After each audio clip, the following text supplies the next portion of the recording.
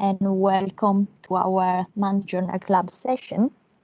My name is Beatrice Hertel, and I'm the current surgical intern here at London Veterinary Specialist.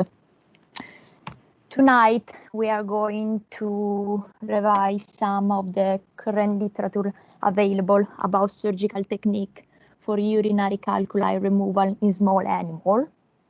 I will you better understand the procedure. We will look as well at the rate of recurrence and complication. And then I hope that I will help you to address in making process in practice when we have to treat this condition. So the first paper that I chose is the perioperative characteristic of dog undergoing open versus laparoscopic assisted cystotomy. So the main technique currently used in first opinion is the open cystotomy, and is the first choice for the treatment of cystic calculi. However, being reported a high incidence of incomplete calculi removal as a potential complication affecting between 14 and 20% of dogs undergoing this surgical treatment. Following that, endoscopic assisted technique have been described for cystic calculi removal in dogs and cats, as they provide significant advantages. And the aim of this study was to compare the perioperative characteristic of dog with cystic calculi treated with an open cystotomy versus the laparoscopic assisted cystotomy. So regarding the material and method, this was a retrospective case series, and they reviewed the medical records of undergoing cystotomy between January 2011 and May 2015. The inclusion criteria were dogs undergoing cystotomy, and then as well minor surgical procedure at the time of the surgery and with the complete medical records. Instead, the exclusion criteria, they were incomplete medical records or if this animal underwent other major surgical procedure. The medical records review were basically history, signalement, finding on the clinical exam, diagnostic testing performed, then location of the calculi, and as well they look at the surgery day, the technique and the duration. If any concurrent procedure were performed, then they look at complication, if this animal needed to convert to an open celiotomy. And then they also analyze the surgical and total procedural cost and the length of hospitalization. They define the postoperative hospitalization, the time from the first postoperative assessment upon arrival in the recovery ward. Instead, the total duration of hospitalization was the period from the hospital admission to the final discharge. The open cystotomy and the laparoscopic assisted cystotomy were performed using the previous technique described. For those that are not familiar with the laparoscopic assisted procedure, this requires the use of a 6 mm trocar cannula placed in a umbilical location, then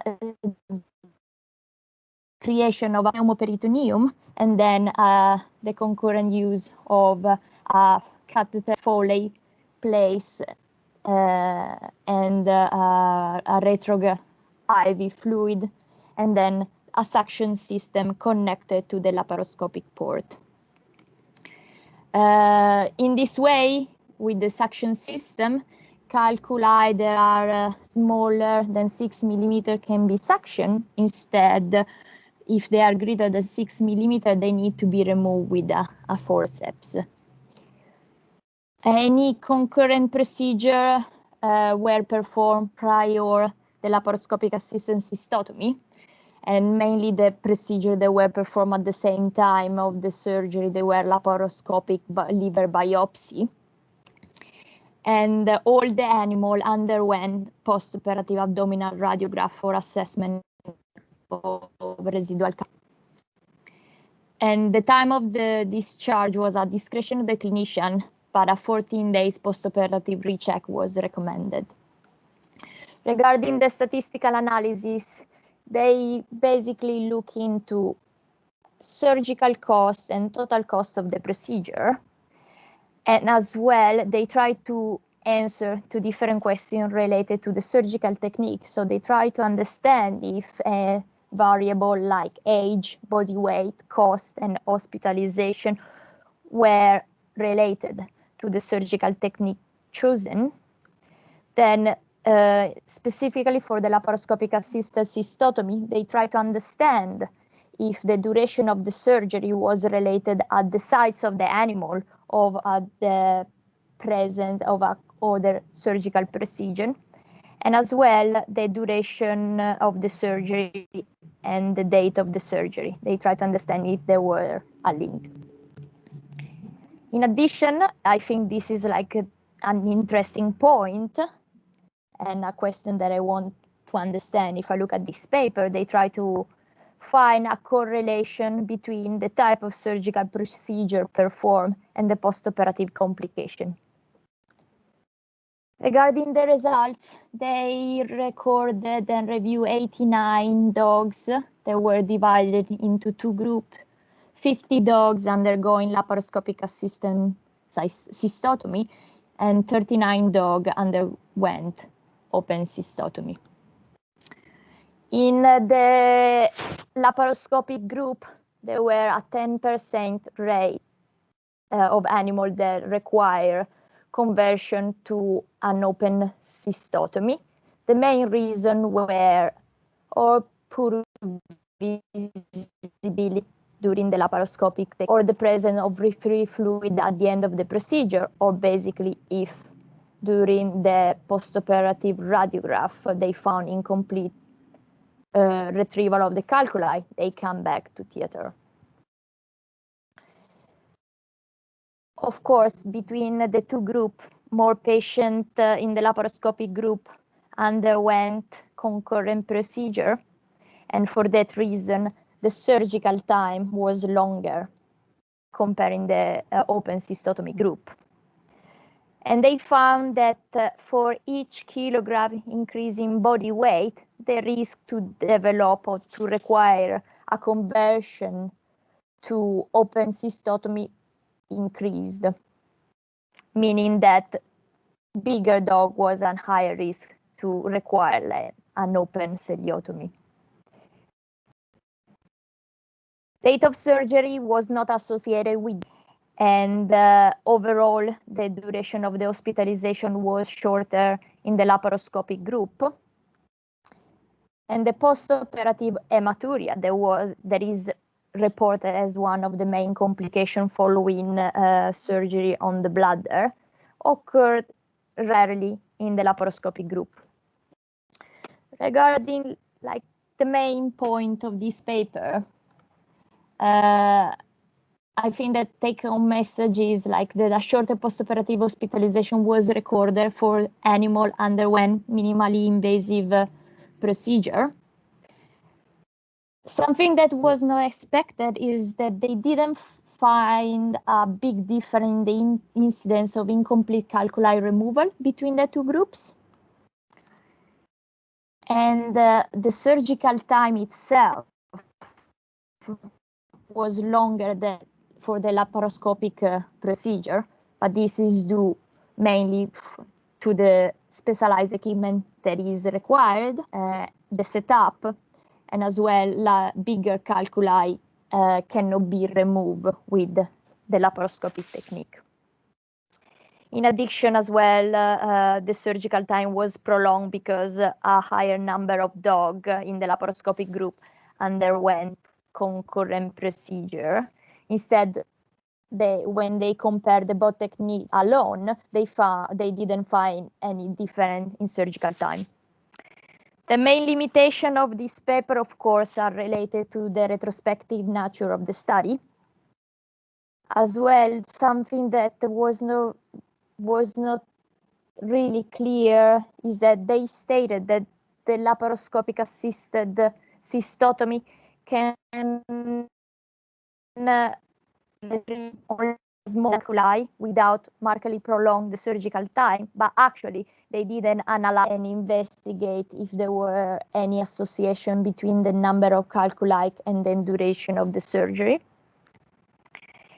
And the main lack is that the evaluation of the postoperative hematurian can be underestimated because, of course, due to the retrospective nature of the paper, some medical record or some records cannot be documented. In conclusion, they assume that the laparoscopic assisted cystotomy is a valid alternative to open cystotomy, especially when we are facing cases with very small sites and number of calculi that can be easily left behind with the open cystotomy. And the postoperative hospitalization and the recovery is faster with the use of this minimally invasive technique. But of course, further study, they are recommended to understand if the recurrence can be reduced with the use of this minimally invasive technique. Moving forward to the second paper. The second paper is the one that's been introduced before and is looking at the frequency of incomplete urolite removal, complication, and diagnostic imaging following cystotomy for removal of urolites from lower urinary tract in dogs. So this paper is not super recent, but is the main paper that is used to compare the incidence of recurrence when we are using an open cystotomy. So of course, about the introduction of the paper, we know that like the calculi can develop in the bladder and urethra in small animals, and the medical or surgical management has been described. In addition, diagnostic imaging is recommended before and after treatment to make sure that nothing is left behind. So the objective of the study was to understand if the use of cystotomy is an effective technique for remove totally urocystolytes and urethrolytes in dogs, as well understand the types and the frequency of diagnostic imaging performed, and then the complication that can develop as a result of a cystotomy. This one was as well a retrospective case series, and they review medical records from dog undergoing cystotomy from 1994 to 2006 for treating urinary stones. And in the study, they included only dogs that they were managed after the year of the initial report of cystotomy efficacy, because at that time, in 1994, before 1994, this technique wasn't described. The medical records revised include signalment, number and location of the calculi, identifying the preoperative and postoperative imaging, the type of imaging performed, and the composition and the complication recorded. A cystotomy was considered successful when there were no signs of urolites detected in the postoperative imaging, or if this one was not performed, the number of stones removed during the surgery was equal to the number identifying the preoperative imaging. And as appropriate imaging, they defined that it was appropriate plain radiograph, the use of ultrasonography, double contrast histography, urography, or for erythrolytes, a positive contrast uretrography for any urolite types. The postoperative imaging was only considered appropriate if was obtained within 14 days from the surgery. And the statistical analysis performed, they tried to identify factors associated with the performance of an appropriate postoperative imaging. Then they tried to understand if there was any factor that contribute to cystotomy failure, and then any factor related with the development of post-cystotomy complication. For dog in which the cystotomy were performed twice because of incomplete removal, the data from the first surgery were only included. Looking at the results, 128 dogs were analyzed, 7 of them underwent a second cystotomy. The effectiveness could be assessed only for 44 dogs, so only in 34% of the cases. This is quite low. And in 9 dogs, the procedure failed. So after surgery, there were still some urolite left behind. Within the cases, an appropriate postoperative imaging was performed only 50% of the dog, and in the remainder 85, it was not. Of the 19, 42% of the cases result in a failure to remove all the urolites. So cystotomy was considered successful in 25 dogs because the number of urolite recovered matched the number observed preoperative, and in only 10 cases within these 25 dogs, the presence of urolite was confirmed by postoperative imaging, suggesting that the use of postoperative imaging was quite low. And then they recorded that the failed cystotomy was higher in dogs that at the time of the surgery, they had calculi located both in the urethra and in the bladder. Complication develop in percent of cases, and they include seroma, suture reaction, and dehiscence of the surgical wound. But they found that body weight, sex, type of urolite composition, and type of surgeon that performed the surgery were not associated with variable considered. Regarding the results of this paper, they demonstrate that the procedure to result in complete removal in 20% of the cases in which effectiveness could be assessed. So when imaging dogs, and the number of calculi matched the previous preoperative perform, and the number of calculi moving surgery. And in 42% of dogs in which postoperative image is used, so it's a quite high rate of failure for this type of procedure. And the effectiveness could be determined in only 34% of with only 15% receive appropriate postoperative imaging.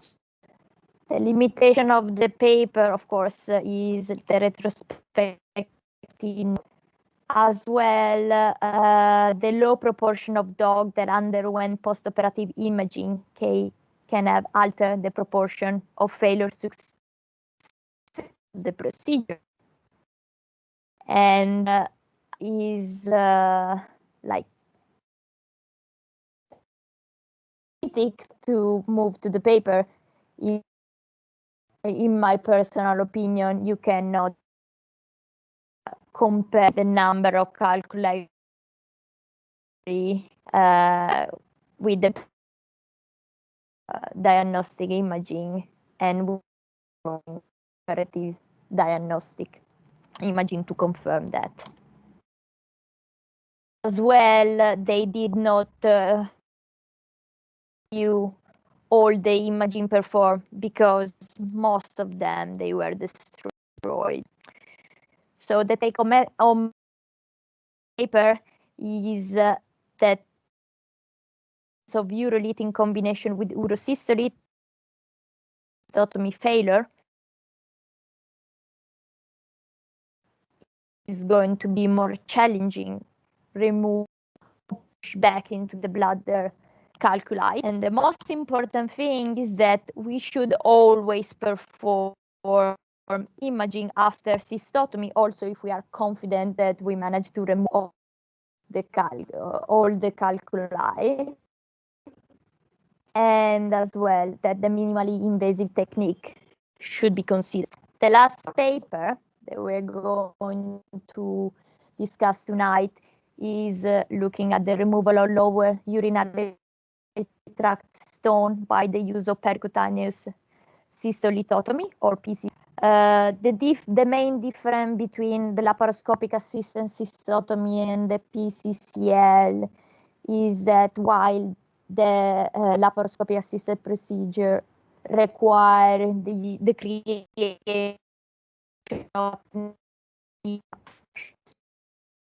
and a retroactive fluid, with the PCCL, you after a temporary cystopexis, and so you fix the bladder to the abdominal, go into the bladder with a trocar and with the camera that increase and magnify the bladder, you can like retrieve the stone with a stone basket, or bigger calculi, you can use a bladder spoon.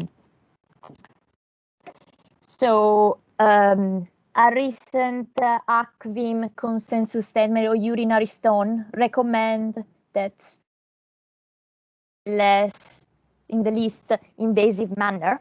So for that reason, PCCL is an attractive option because in on the size of the animal and not on the type of the stones. So the objective of the study is to provide a detailed an outcome of PCCL for stone removal in a large population. This one as well, a retrospective case series, and the medical records of dog and cats undergoing PCCL were reviewed between January 2012 and December 2017, and they include history, laboratory imaging results, and previous urinary tract intervention. The PCCL was performed using the previous technique described. And the variable they recorded, they were length of surgery and intraoperative complication.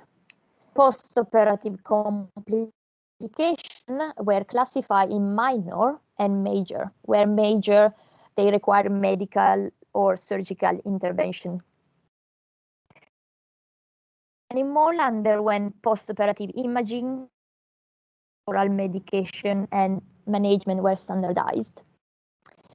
Urine and stone were submitted for analysis and culture sensitivity.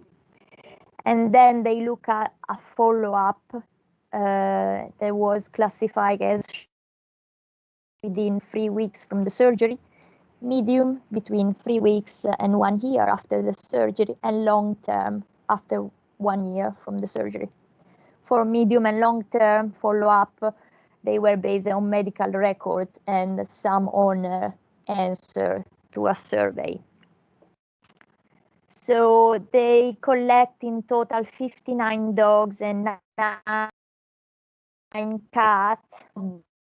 Dog went a second PCCL. The clinical signs mainly report are the typical that may like highlight the suspicion of like urinary stones, and they were including hematuria, pollakiuria, dysuria, periuria, stranguria, and anuria. 8 animals were asymptomatic, meaning that like the stones were an incidental finding. As we can see, the main clinical sign reported was the presence of hematuria. 96% of the cases received preoperative imaging, and 80% of the cases as well underwent urinalysis. 14% of them had only one stone. The rest of the 60 procedure had at least 2 stones, in which 44% were located in the bladder, 3% in the urethra, and 53% in. In addition, within the group, 27% has shown abnormal mucosas of the presence of masses in surgery. 6% had a small mineralization on postoperative radiograph that not require surgical intervention, mainly for 2 reasons. The first one is that the radiographer thought that they were like they were not real finding, and the second reason is that they did not require any medical or surgical treatment, because if there were any signs of small calculi, they were able to be passed on the postoperative urine and stone analysis when performed in 99% of the cases, and they found that 26% were positive on culture and sensitivity.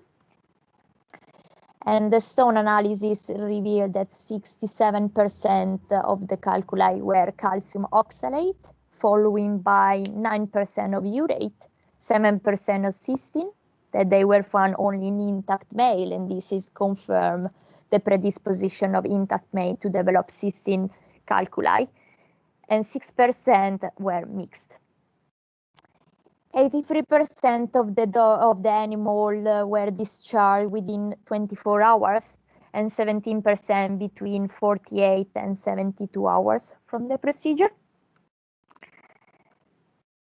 The short follow-up minor complication were in the first 4 hours in 24% of the cases, and they normally resolve within 72 hours, and the complication report were stranguria, pollakiuria, and hematuria.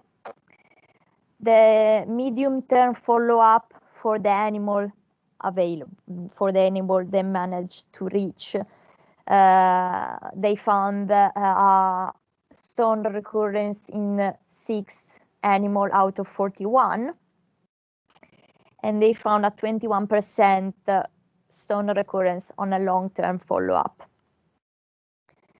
32 owners agreed to participate to a survey, and 91% were satisfied with the procedure. The main reason for this satisfaction was the high cost. So PCCL, compared to the other technique, allows stone removal excellent visualization of the lower urinary tract, because provide magnification and illumination. Stone persistence was recorded in 6% of the cases in the short term, compared to the 14-20% reported from an open cystotomy. So definitely this is a benefit of this minimally invasive technique. And for the case in which the long-term follow-up was available, a lower stone recurrence rate, 21%, was recorded compared to surgical cystotomy, in which recurrence is reported between 25 up to 60% of the cases. The main limitation is that because of the retrospective nature of the study, the accuracy of data rely most of the time on the completeness of medical records. And it was not possible to correlate the size and the number of stone with the procedural time, because they didn't look at it. And the loss of medium and long-term follow-up not allowed to make conclusion about the overall long-term recurrence. In conclusion, the PCCL is a valid method for stone removal in small animals that should be considered. And minor trauma to the bladder allow a faster recovery, because if you think about, we are doing a smaller incision of the organ, and so this the healing process is faster. And the lower recurrence of stone should be considered when you have to choose which surgical technique you use for treat urinary calculi in any small. So I think that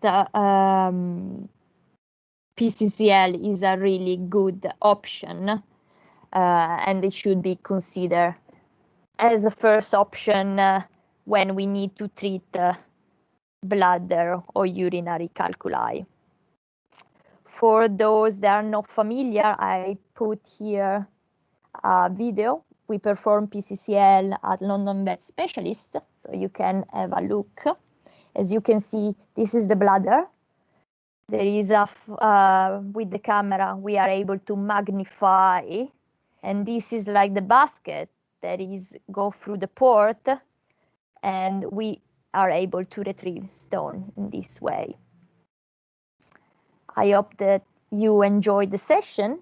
For any question, advice for surgical cases, you can email us at londonvetspecialist.vat, and I wish you a nice evening, and I hope that we will be able to meet in person again.